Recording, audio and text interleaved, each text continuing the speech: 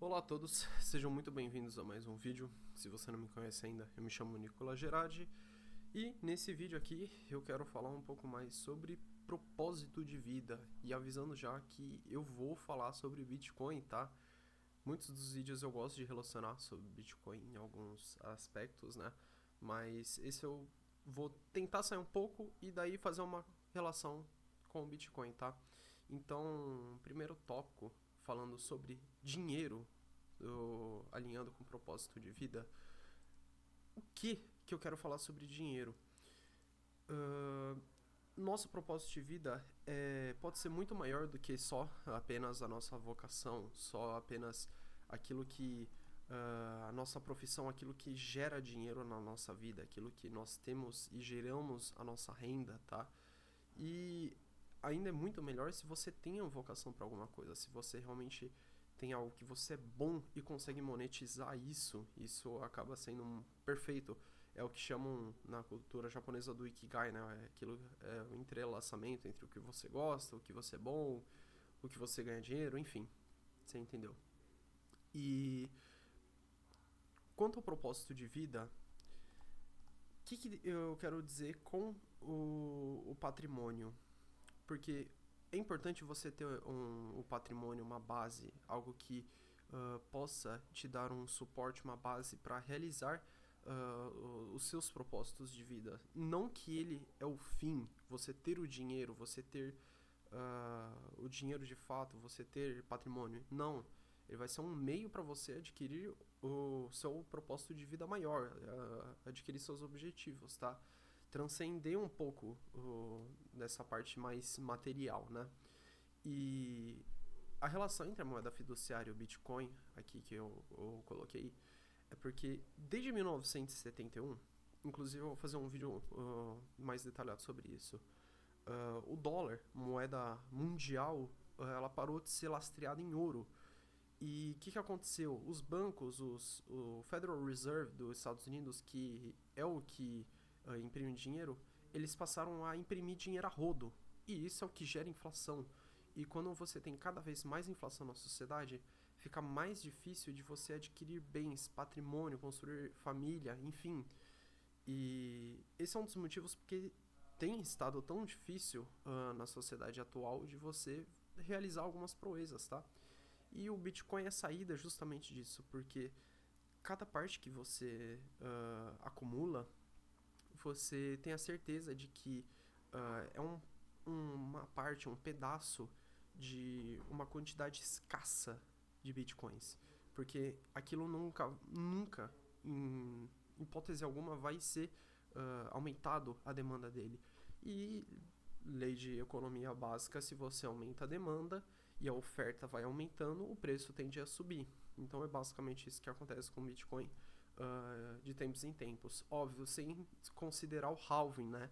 Que é os ciclos naturais do Bitcoin que ocorre a cada 210 mil blocos, tá? Que geralmente é mais ou menos de 4 em 4 anos, tá? E falando sobre liberdade, você ter a preferência temporal, como eu já falei em alguns vídeos aqui, baixa a linha com você ter uma aposentadoria mais confortável.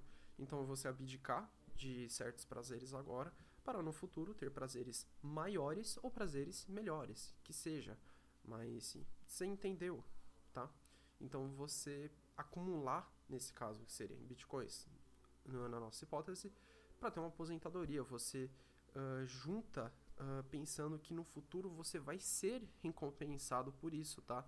Você não junta dinheiro, você não faz as coisas que você acredita que são certas em troco de nada. Você faz em troco de algo que você realmente acredita que vai receber em troca, uma recompensa, tá? E daí, que eu coloquei aqui, expressão genuína da humanidade, quero explicar mais sobre isso. Digamos que você, eu até quero passar essa reflexão para você, que você faça. Digamos que você tem todo o dinheiro do mundo que você precisa, toda a liberdade, todo o dinheiro, mais que necessário para você viver de forma muito confortável para você, para sua família, para o seu cônjuge. Enfim, você não precisa se preocupar mais em trabalhar. Você pudesse expressar os seus desejos, as vontades que você tem de fazer no mundo da forma que você puder. E isso foi algo muito comum durante não a Idade Média, mas os séculos anteriores, onde tinham os patronos que eles recompensavam artistas para fazer pinturas, obras-primas que demoravam a vida inteira deles para expressar o ser artístico deles. Então, um exemplo disso é você pegar grandes artistas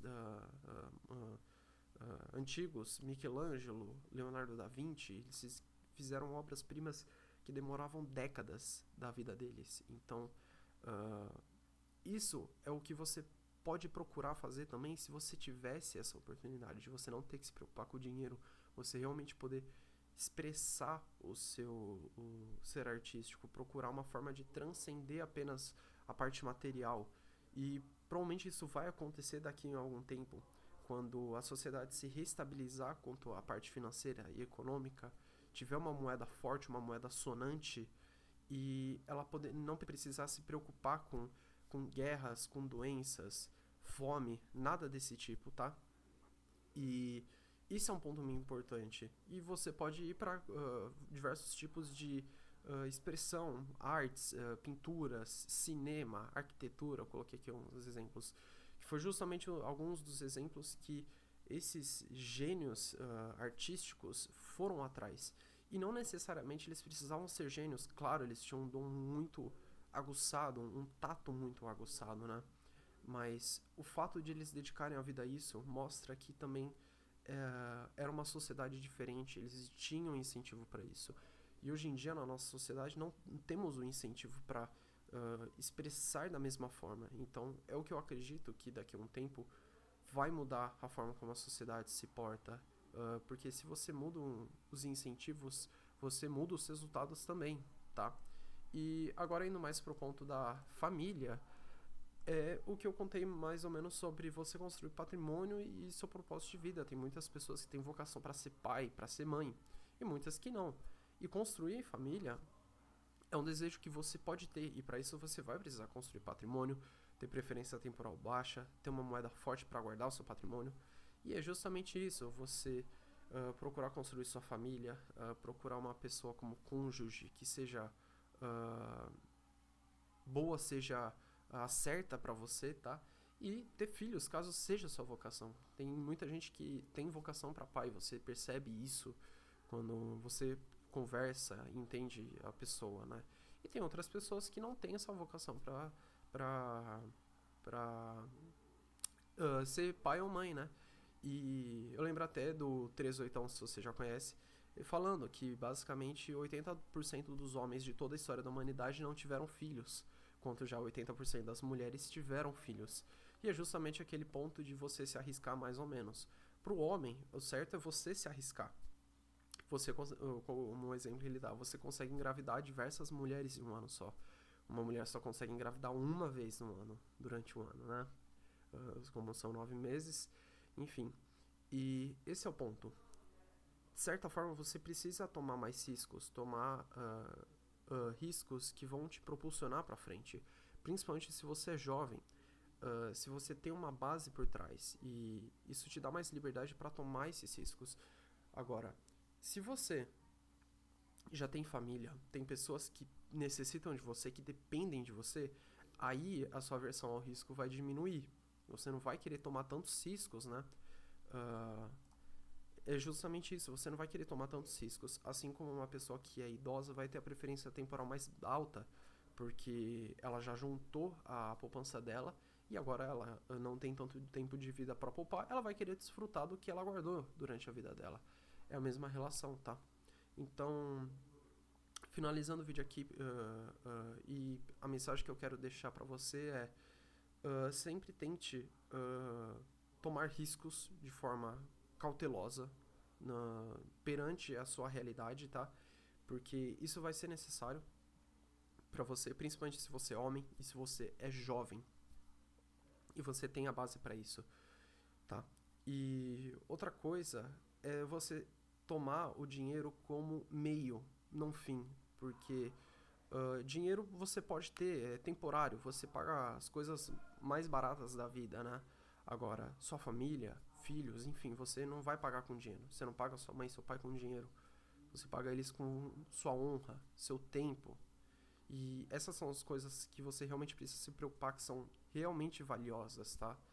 Então, essa mensagem aqui pro vídeo. Espero que você tenha gostado do vídeo. Se você gostou, deixa o joinha no vídeo. Coloca um comentário aqui também, né, embaixo nos comentários do YouTube, que provavelmente eu vou estar lendo. Caso seja interessante, vou estar fazendo algum vídeo aí respondendo seu comentário, tá?